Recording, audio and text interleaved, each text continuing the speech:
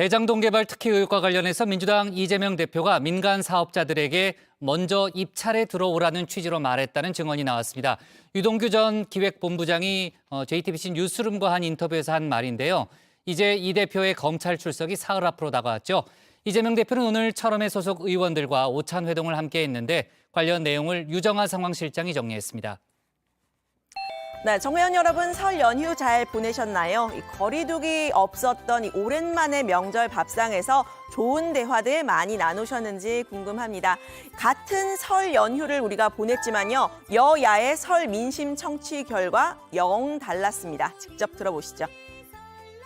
국민들은 연일 윤석열 대통령이 이뤄내고 있는 경제외교 성과에 큰 자부심을 느끼고 있습니다. 현지 안보 상황의 엄중함을 직시하라는 군 최고 통수권자의 주문조차 이재명 방탄용 정쟁의 소재로 삼는 민주당의 매국적 행태를 보면서 민주당은 도대체 어느 나라 정당인지 묻지 않을 수가 없습니다. 윤석열 정권은 국정의 최우선 책무인 민생이 핫한 지경인데도 경제에 무능하고 안보는 불안하며 외교는 참사의 연속입니다. 대신 윤석열 대통령은 전례 없는 검찰권 남용으로 야당을 탄압하고 당무 직접 개입으로 당권을 장악하려는 권력 노름에는 흠뻑 취해 있습니다. 네, 그러니까 국민의힘은 윤석열 대통령의 외교 성과를 강조했지만요. 민주당은 윤 대통령의 이란 발언을 외교 참사다 규정을 했습니다.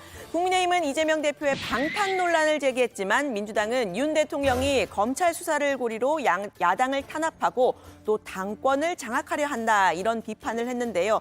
이렇게 극단적으로 나뉜 정치 상황 중심을 잡으려면 역시 다정회를 꼭 보셔야 되겠습니다. 오늘 국회 상황실은 사흘 앞으로 다가온 이재명 대표의 검찰 소환 조사 관련 소식 다뤄보겠습니다. 많은 현안들이 있는 이 상황에서 주중에는 일을 해야 되겠으니까 제가 27일 아니고 28일 토요일에 출석하겠습니다. 우리 당내 국회의원 여러분들은 애정도 많으시고 관심도 많으시지만 그 시간에 당무에 충실하시고 국정에 충실하시기 바랍니다. 제가 변호사 한 분 대동하고 가서 당당하게 맞서도록 하겠습니다. 네, 사실 설 연휴 동안 이 정치 뉴스 좀 멀리 해보려고 했는데요. 그럴 수가 없었습니다. 일단 연휴 직전에는 대장동 패밀리들에 대한 이 57쪽짜리 검찰의 공소장이 공개가 됐고요. 또 어제는 JTBC 뉴스룸 보셨겠지만 유동규 전 본부장의 인터뷰가 있었습니다. 지금부터는 이 대표의 과거 발언을 참고해서 검찰 수사의 쟁점 미리 보기를 해보겠습니다. 제 핵심은 이 대표가 이 대장동 개발 이익 중에서 428억을 약속을 받고 또 직접 보고받고 이걸 승인했느냐 하는 문제입니다. 이른바 그분 논란인데요. 대장동 일당에 대한 검찰의 공소장에는 이 대표가 정진상 전 실장을 통해서 428억을 주겠다라는 김만배 씨의 약속을 받고 대장동 개발 계획을 승인했다라는 내용이 담겼습니다. 이 돈이 정치 자금으로 흘러 들어갔다는 게 유동규 전 본부장의 주장인데요. 일종의 자금 저수지가 만들어졌고 본인은 금고지기 역할을 했다는 주장입니다. 저수지로 저장된 겁니다. 선거 자금이나 그다음에 이재명을 돕기 위한 자금으로 쓰이려고 준비를 했던 거고. 네, 이 말이 사실이라면 이 대표는 사후수뢰죄 그리고 정치자금법 위반 혐의까지 받을 수가 있습니다. 김용 전 부원장이 정치자금법 위반으로 체포가 됐을 당시에 이 대표는 김 전 부원장은 물론이고 본인도 1원도 받지 않았다고 강조했던 바가 있죠. 대선 자금이라고 하는데 정권이 바뀌고 검찰 수사진이 바뀌니까 말이 바뀌었습니다. 대선 자금 운운하는데 불법 자금은 1원 본 일도 쓴 일도 없습니다. 네, 대장동 의혹이 한창이었던 2년 전 국정감사 때는 민간 사업자들에 연루된 건 유동규 전 본부장까지다라고 이재명 대표가 선을 그었었습니다. 유 전 본부장은 이 부분에 대해서도 대답을 내놨습니다. 그중에 일부가 저의 기대와 저의 요청을 반해서 일종의 도둑들과 연합을 했을 거라는 지금 문제 제기가 있습니다. 제가 인사 잘못한 거, 또 제가 지휘하고 있는 그 직원 일부들이 오염이 돼서 이런 부패에 관여한 점에 대해서는 진심으로 제가 사과드립니다. 그분이 저를 오염됐다고 하는데 진정 오염되신 분은 누군지 스스로 돌아보시길 바라고. 네, 두 번째 쟁점은요. 이 구체적으로 이 대표가 민간 사업자들의 존재를 언제 알았느냐, 특히 입찰 전부터 알고 있었느냐라는 것도 쟁점입니다. 민간 사업자가 누군지는 사전에 몰랐다는 게 이 대표의 입장이죠. 특히 남욱 변호사의 경우에는 토건 세력으로 보고 배제를 하려고 했고, 김만배 씨는 언론 인터뷰를 한 차례 했을 뿐이라고 말했습니다. 이걸 누가 나눠 가질 것인지는 저희가 알 수도 없고 가르쳐 주지도 않고, 자기들은 토건 세력 배제 방침을 이재명 시장이 가지고 있기 때문에 철저하게 숨을 수밖에 없었다. 김만배 씨는 그 사람이 나를 모른다고 하면 그렇고 나도 그 사람 모른다면 거짓말인 거지라고 방송에서 얘기를 했고, 또 이재명 지사가 대통령 되면 3년 정도 살다 나오겠지 이렇게 말을 했다고 합니다. 김만배 씨 잘 아십니까? 김만배 씨는 뭐 언론에서 보도한 것처럼 저를 인터뷰한 일이 있어서. 네, 유 전 본부장은 좀 다른 이야기를 하고 있죠. 2014년 이재명 당시 성남시장 재선 때부터 이들이 선거에 도움을 주었다. 그리고 이 대표가 먼저 입찰에 들어오라고 말했다는 겁니다. 남욱이라든지 김만배 씨 같은 경우는 이재명 시장 재선을 위해서 상당히 도왔고, 그 부분을 제가 이재명 시장한테도 이야기 분명히 전했습니다. 사업자 들어오면 되잖아. 그러니까 말하자면 이제 입찰 참여하면 되잖아. 정확한 워딩은 그거였는데 어쨌든 들어오면 되잖아. 였던 걸로 기억합니다. 네, 또 다른 쟁점은요. 이 대표가 일부러 민간 업자들에게 유리한 설계를 해줬느냐, 즉 고의성의 문제입니다. 대장동 공공개발과 민간개발이 결합된 민관 결합개발 방식이었죠. 검찰은 성남시가 이 대표의 공약인 제1공단 공원화에 필요한 비용을 고정이익으로 가져가기 위해서 나머지 개발 이익을 민간에 몰아주었다 의심하고 있는데요. 유 전 본부장은 이 대표가 당시 민간업자를 걱정하는 듯한 말을 했다고 했습니다. 임대주택 받아오겠다 얘기를 하니까 그러면 너무 부담을 주는 거 아니야? 그래서 그렇게 이야기하길래 가능할 것 같습니다. 라고 이렇게 얘기를 했고.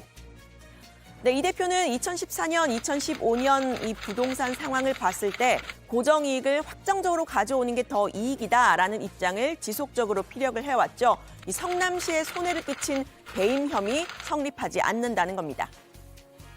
동네 모습 입장에서 도둑대들이 와서 막 마을 물건을 훔쳐가길래 다 뺏어 오려고 했는데, 방해한 사람 때문에 저희가 70%든 50%, 60%밖에 못 가져왔는데 너 왜 그거 다 못 뺏어 왔어? 라고 하는 거는 사실은 이게 도둑이 몽둥이를 든 꼴이다라는 말씀이고요. 시장, 군수, 시도지사가 돈을 버는 게 회사 사장처럼 의무입니까? 개발 이익의 절반 이상을 땅값이 오르기 전 기준으로 하면 70% 넘게 돈 한 푼 안 들이고 위험 부담 하나도 안 하고 성남 시민을 위해서 환수한 게 배임죄입니까? 뭐 어떻게 하라는 것입니까? 네, 검찰과 이 대표 간에 그리고 법정에서까지 이 팽팽한 법리 다툼 있을 것으로 보이는 상황입니다. 여론은 어떨까요? YTN 조사 결과를 좀 보면요. 지금의 검찰 수사, 개인에 대한 비리 수사라는 응답이 53%, 그리고 야당 탄압용 정치 수사라는 대답은 33.8%였습니다. 그러니까 수사의 정당성에 손을 들어준 셈이죠. 검찰이 이 대표를 기소할 경우에 대표직을 사퇴해야 한다라는 의견은 63.8%로 대표직을 유지해야 한다는 의견에 배가 넘었습니다. 다만 민주당 지지층만으로 조사 대상을 한정했을 때는 이 대표직을 유지해야 한다는 의견이 60.7%로 사퇴해야 한다는 의견 33.4%보다 더 높았는데요. 일반 여론과 당원들, 그러니까 당 지지층들의 여론 차이가 큰 셈입니다. 검찰이 이 대표를 기소할 경우에는 이 당직 정지를 규정한 당원 80조 규정이 다시 도마 위에 오를 수가 있어 보이죠. 80조 1항의 경우에는 부정부패 혐의 당직자는 기소와 동시에 직무 정지를 할 수 있게, 그러니까 당대표를 그만두게 할 수 있도록 되어 있지만요. 3항의 경우에는 정치 탄압 등 부당한 이유가 있을 경우에는 당무위의 의결로 징계 처분을 취소, 정지를 할 수 있습니다. 당내 논란이 이제 불가피해 보이는 대목입니다. 당내 특히 당원 게시판에서는 이 대표를 흔드는 비명계의 움직임을 견제하는 움직임이 본격화했는데요. 이른바 천원당원 논란입니다. 특히 김종민 의원의 이 발언을 두고 당원들을 무시하는 거냐, 징계해야 한다는 주장이 나왔습니다. 당내에서 책임 있는 의사결정에 참여하려면 그 문제와 관련돼서 정기적인 토론, 당내 활동에 어느 기준 이상을 하는 이런 당원들이 어떤 경쟁에서의 주체가 돼야 되는데 지금처럼 천원당원 중심으로 가게 되면 공원당원 문제를 해결할 수가 없고. 네, 그러니까 당비 1,000원을 내는 권리당원을 무시하느냐 이런 취지인 건데요. 김 의원은 이 천원당원 발언 오히려 정치인에게 동원이 될 수 있으니 당원들이 더 주체가 돼야 한다라는 주장이었다면서 적극적으로 반박했습니다. 방금 보신 발언은 2달 전 지난해 11월 발언인데요. 이 2달 전 발언을 누군가 의도를 가지고 왜곡, 짜깁기해서 가짜 뉴스를 퍼뜨리고 있다고 말을 했습니다. 이런 상황에 대해서 고민정 최고위원은 당내 일촉즉발의 상황을 보여주고 있는 거라면서 지금은 단결이 필요한 시점이라고 했습니다. 당원들도 그 과도한 언론들의 왜곡 보도에 굉장히 민감해져 있는 상황이거든요. 야당 대표도 그렇지만 문재인 전 대통령도 그렇고 굉장히 민감해져 있는 이런 상황이기 때문에 어떤 것 하나도 조금만 이게 그 발화가 돼도 크게 불로 번질 우려가 큰 것이죠. 지금 모두가 네, 민주당의 운명 일단은 이 대표에 대한 검찰 수사 결과에 달려 있을 듯한데요. 이 대표는 설 연휴 동안 별도 일정을 잡지 않고 수사에 대비한 것으로 알려집니다. 당 지도부나 국회의원 동행 없이 조용한 출석을 예고했죠. 검찰 수사에서도 묵비권을 행사하라라는 조언이 나왔습니다. 어차피 검찰의 답정 기소가 예정돼 있다면 재판에서 다투면 될 일이라는 겁니다. 묵비가 기본입니다. 권리가 수사받을 때 쓰는 가장 기본적인 원칙이고요. 당당하지 못하냐 뭐 이런 얘기하시는데 그건 오히려 묵비권이라는 권리를 굉장히 폄훼하시는 것이고 검찰에서도 진술을 다 열심히 하고 할 필요가 없습니다. 어차피 재판에서 다시 하는 거니까요.